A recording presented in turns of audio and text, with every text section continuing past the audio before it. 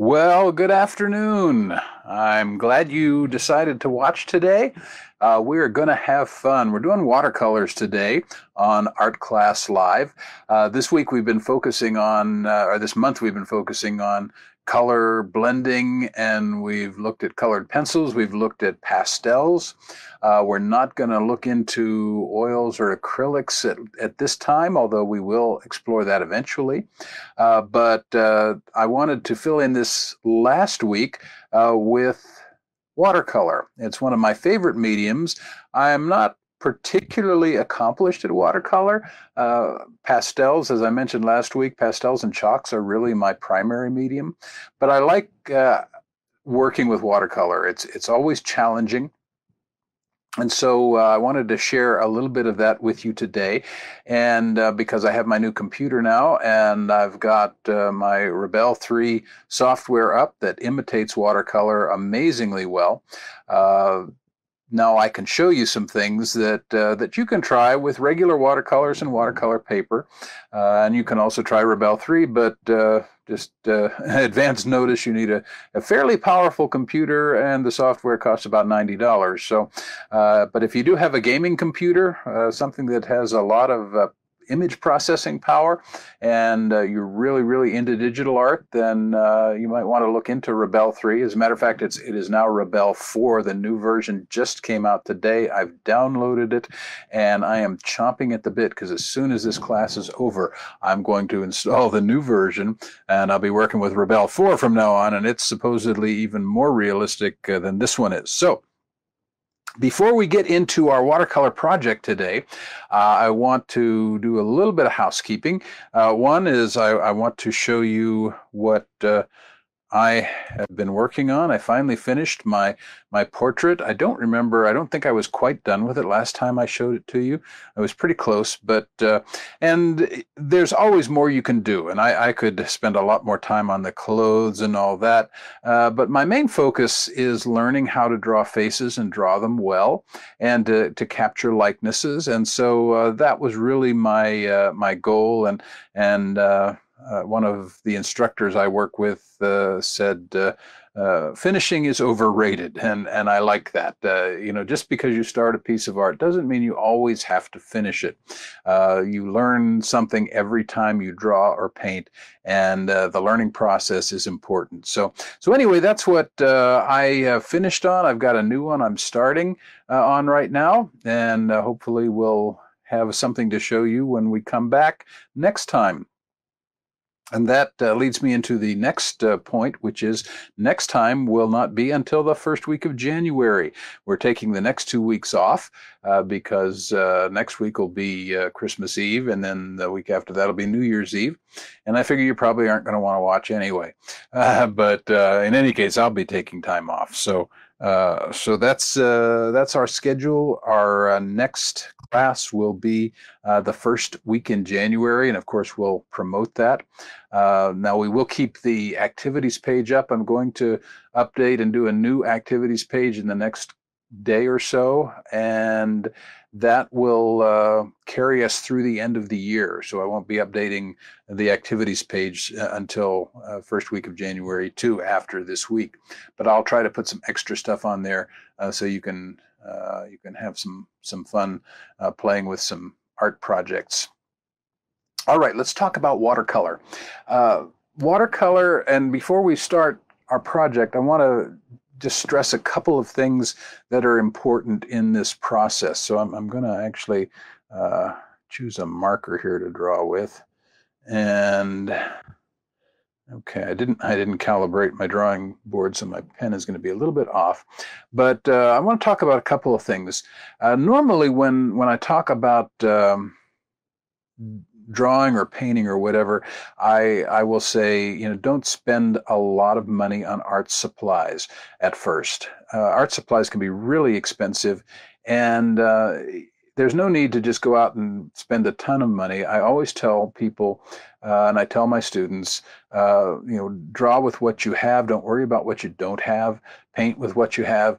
The objective is learning to draw and to paint, and then as you develop as an artist, you're going to find things that you like to do better. You're going to find mediums that you like to work in better. And then the more you gravitate to something, the more you can invest in better quality stuff. Now, the one exception I make to that rule is with watercolor, and it's not with the paints, it's with the paper.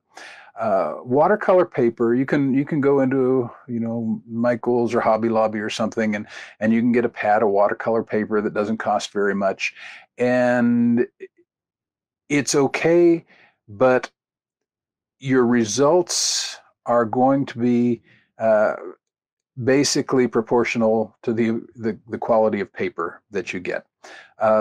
The better the watercolor paper, the better your results are going to be.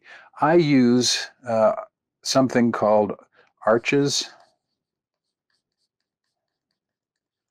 140-pound cold press. And it actually looks quite like what this surface is here. Arches 140-pound cold press. It's not cheap. There will be sticker shock. One sheet costs almost, well, it depends on where you buy it, but you can spend anywhere between $10 and $20 for a sheet of this paper. But the sheets are 22 inches by 30, 22 by 30, so they're really big. And when I buy a sheet of that, I will actually cut it up into 16 smaller sheets to work with. So actually, even though it's expensive, as long as you're not doing a single painting on a whole sheet, it's really not that bad. So this kind of paper is 100% cotton rag. And that's what makes the difference, okay?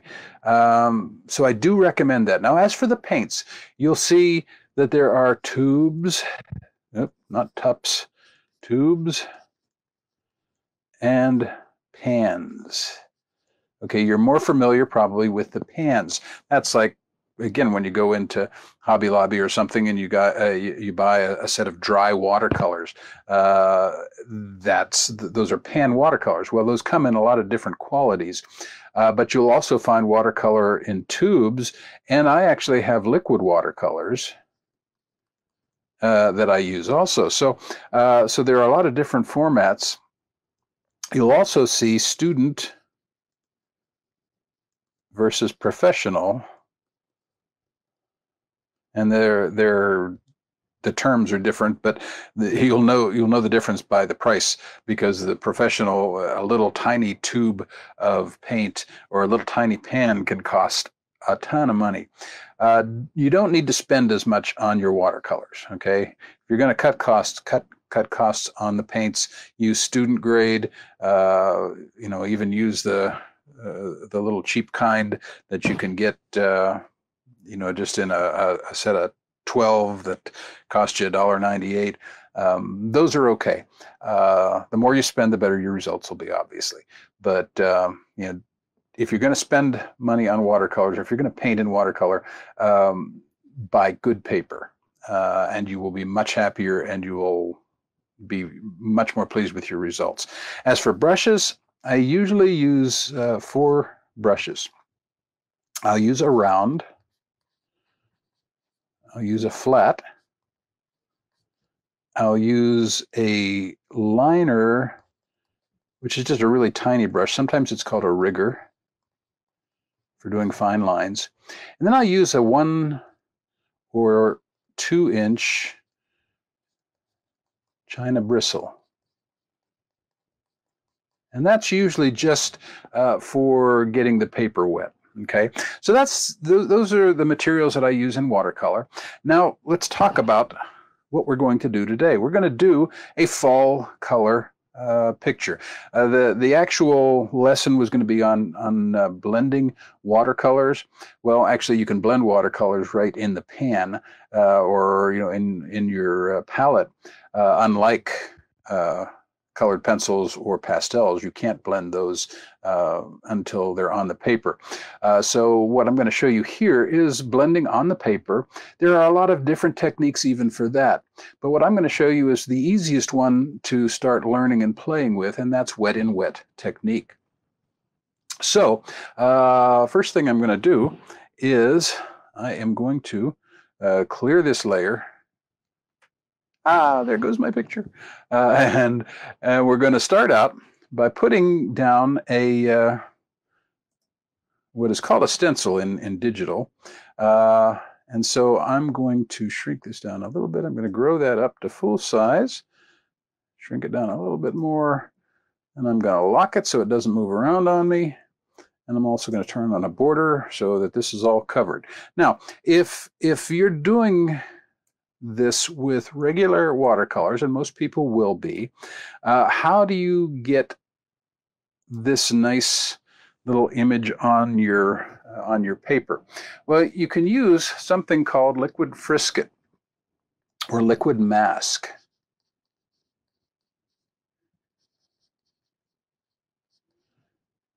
Okay, and if you've seen our watercolor butterfly project, that's actually on the activities page right now, you can see how liquid mask is used. And if I were doing this with regular watercolors and a literal piece of paper, what I would do first is I would have sketched in this nice chestnut leaf. And then once I sketched it in, I would take liquid mask and I would paint. I wouldn't cover the entire sheet of paper like I'm doing here, but I would paint out far enough around it so that I can be kind of crazy and liberal with my water and not worry about getting it, getting the color where I don't want it to be. Liquid mask is one option. Now, if you don't have liquid mask, let me just erase that. If you don't have liquid mask to work with, then what I would do is I would do each leaf separately, and I would get each leaf wet. What you're going to see in a minute, I'm going to get this whole thing wet. But if I were doing this without a liquid mask, then I would come down here with just clear water, and I would paint this leaf here just in clear water. And then I would work on that one, and then I would work on this one, and then I'd work on this one, and this one, and this one. Because the technique I'm going to show you, you have to work pretty fast. Okay, so, well, we've used a lot of time. I'm going to show you how we're going to paint here. Okay, now, for starters, this, again, is obviously digital, but it is digital watercolors. So the first thing I want to do is I want to get all of this wet. Again, I would use a great big China bristle brush and just go slosh, slosh, slosh in real life. Here, I'm going to digitally wet the paper. In this software, when I do that, all of this will turn blue. So I'm going to come over here and boom, wet the paper. That's all wet now. I'm hitting it a second time. This actually will dry out on me. So I have to make sure that I'm keeping up on my water. Okay, I'm going to turn off the blue so it just looks like regular wet paper now. Now, when I come in with my color, I'm going to use a round brush, and I'm going to have it pretty large, and I'm going to start light. With watercolors, you're going to always want to go light to dark, okay, because watercolors are transparent. So I'm just going to lay, and this is exactly how I would do it if I were working with real watercolors. I would be coming in here, and with the paper wet, I'd be just hitting it with some very light colors. I'm painting a fall leaf right now, so I'd be coming in just with kind of a yellow. And then I'm going to come in with kind of a tan. You know, if I live in North Texas, we don't get a lot of fall colors, and most of the time our leaves just turn brown. Okay, let's see. I don't have a lot of water on these, so let me. Okay, so I'm coming in. I want to make sure we got. Okay, the water's Colors are blending, and I'm just laying color in. I'm going to come in with kind of a pale red here.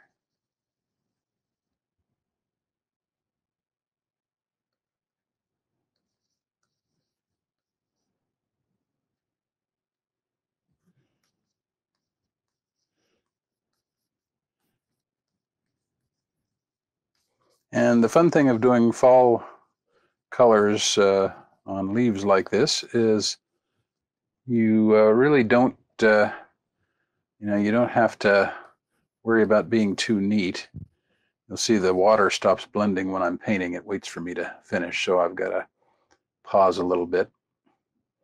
Okay, but the main thing is keep it light. Don't get too dark too fast, because watercolor is transparent, and so that means if you put your darks down first, then the lights are not going to show up for the most part. Now there are some watercolors that are opaque, but for the most part, they're transparent. And so you want to make sure that you leave the light areas that you want to stay light. Like I said, in Texas, we don't get much fall color. We have a couple of pear trees in our yard, and they have given us some really nice color this year. But for the most part, our leaves just turn brown and fall off. Okay, so I'm just continuing to lay in color, and this is what I would do. The main thing is you have to work really quickly. You don't want your paper to dry on you, because if it gets too dry and then you come back in with more water, you're going to get something that watercolorists will tend to call a blossom, which is an area where the clear water has kind of pushed the paint out of the way. Okay, I'm going to throw in a little bit of bright here now.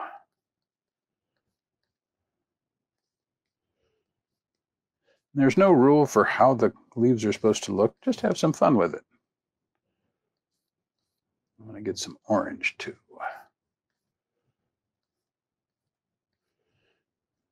And the nice thing with this, if I were working with a physical piece of paper, I'd be picking it up and turning it around. And I can do that with this software. All I have to do is hit up in this corner, and I can control how the paper is tilted and what direction the water is flowing. And that's exactly what I would do. Okay, I'm going to come back in with a little bit more tan right in this lighter area.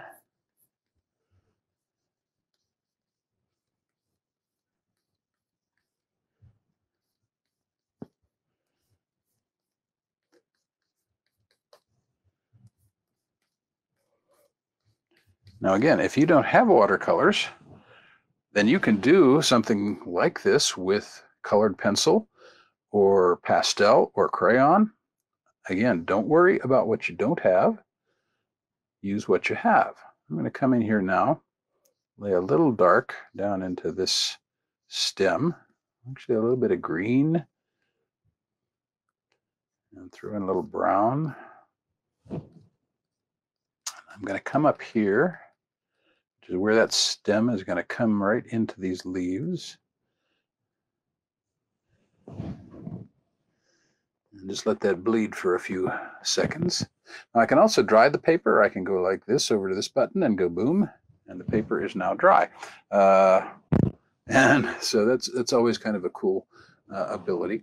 Now you can keep going. You can keep adding color.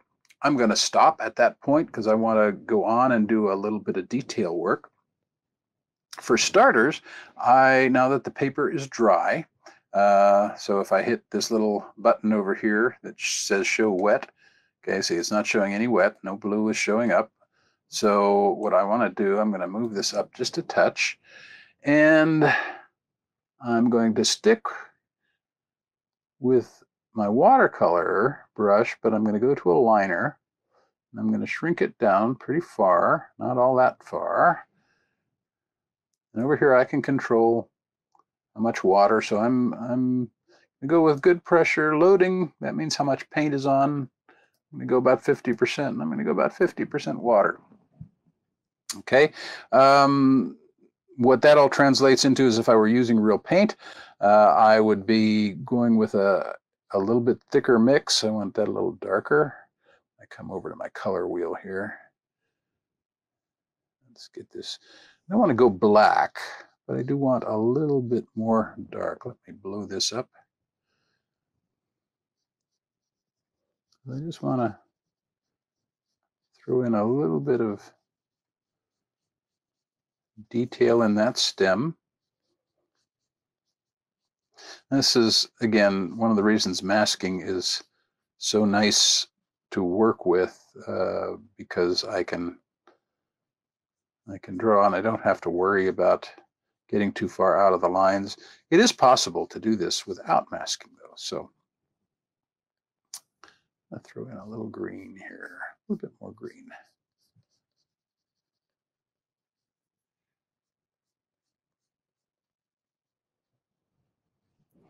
I can come in and just paint in with water. See, it's turning blue because I'm adding water, so I can turn that off so we actually see the results.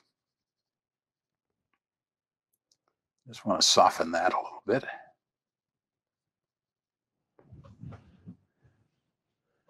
Okay, let's shrink that down. Okay, now the last thing that I want to do is I want to put some veins in here. So what I'm going to do this time, I'm going to come over here to a pencil. Now this would be like a watercolor pencil. You can use a rigger or a liner, but I want a finer line for that. So I am going to come over here. I've got it at an SB, or I can't, my glasses aren't very good. That's a 5B. I have the wrong glasses on. I have a certain set that I use for computers, but when I'm working close up like this, I really need my regular glasses on. So now I can see that's a 5B, not an SB. Okay, so now I'm going to come in, and I actually want to change my color here. Let me go back here to a brown, and I want to darken that significantly. And I'm going to start here, coming out. And I don't have any shading on these leaves, so it's really kind of a flat image. I'm not really going for a 3D look in this particular case, so I'm not worried about shadowing. I'm just drawing in, excuse me, just drawing in some veins at random.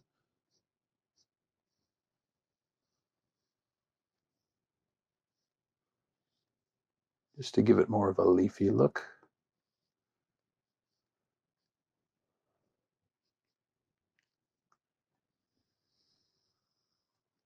Maybe make it a little curved there. And just coming off like, almost like tree branches.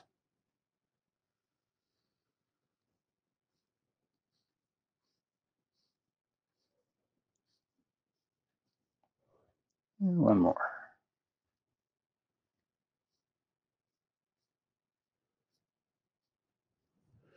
And then I am going to come down that side just a little bit.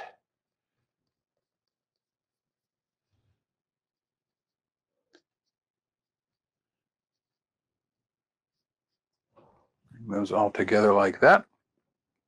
And I come back to my watercolor brush, bring that up just a bit. And just kind of hit right on the edge there.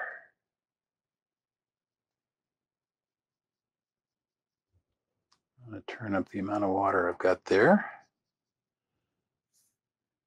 Cut down the loading and increase the size a little bit.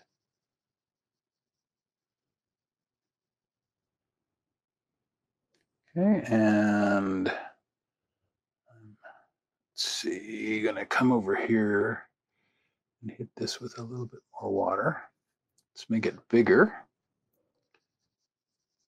I want to, if you look at some leaves, sometimes they'll have kind of a brownishness to them.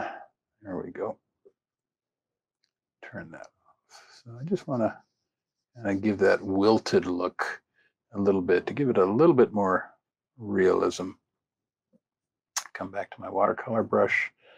Just hit up here on the top a little bit. Again, just make it look a little bit more weathered.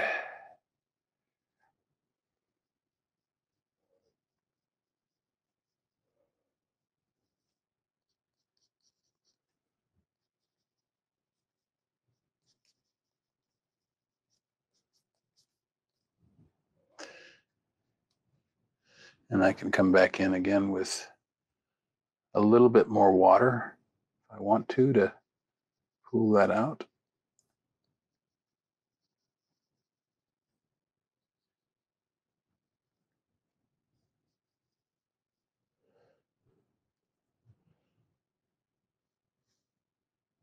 And I think I'm going to stop at that point. And I could always, you can always keep adding more detail and stuff. I might come in here real quick just to pull this color up a little bit in here.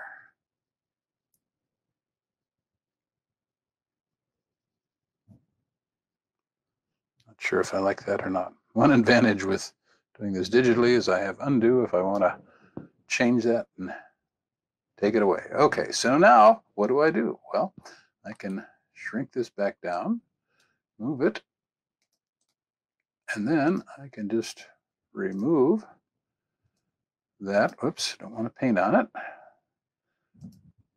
Let's do undo here. Okay, so why don't you try, if you have watercolors, give it a shot. Have some fun with it. If you don't have watercolors, try it in pastel, try it in marker, try it in crayon, whatever you can do. One advantage that I have is I can actually change the color of my canvas here. So, if I went with like a darker brown, it makes those colors stand out a little bit more.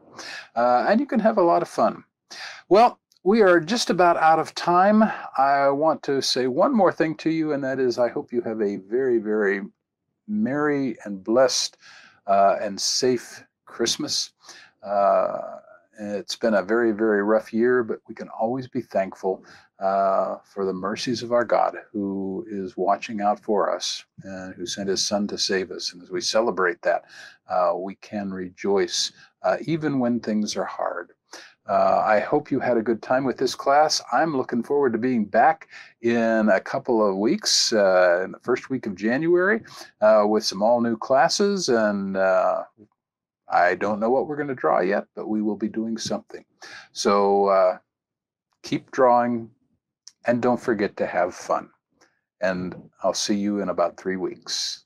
I'm Jim Pence with See the Light, and thanks for watching.